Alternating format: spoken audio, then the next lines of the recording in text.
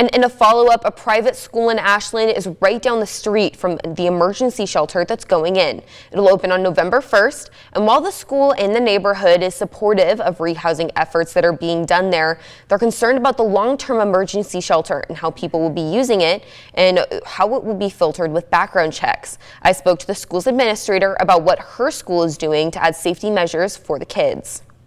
Already for some years now, we've been looking into how can we up the security measures. With this project happening, we now know we really have to do that. The Siskiyou School and surrounding neighborhoods have seen an uptick in problems with unhoused people, including trash, graffiti, and trespassing. Now with the homeless shelter, there's concern for children's safety as they commute to school. It's mostly using the bike path that makes me still a little nervous. We can't do anything about that though, so we'll have to watch how it goes.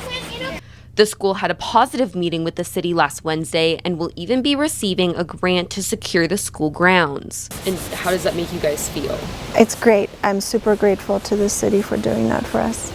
The school has a public easement that goes right along the school. The grant will go to fencing to secure the school from the public walkway, as well as fencing in the school like all the other elementaries across Ashland.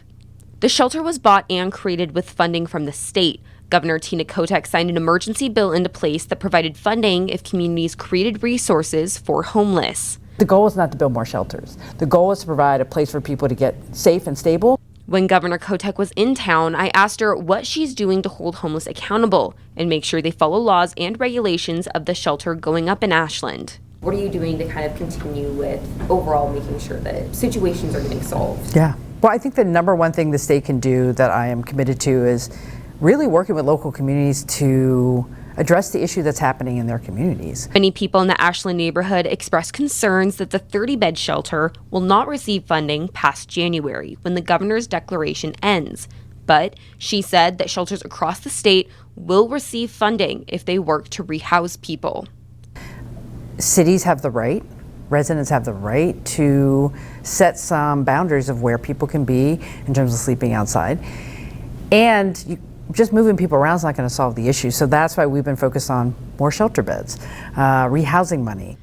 The Siskiyou School did ask if Ashland police could patrol regularly and maybe even check the campus and nearby park they use for recesses every day. Police said they don't currently have the resources to do so. But certainly if law enforcement is needing more support, I'm open to that conversation. The neighborhood and school have a communication line open with the city as the shelter is set to open on November 1st.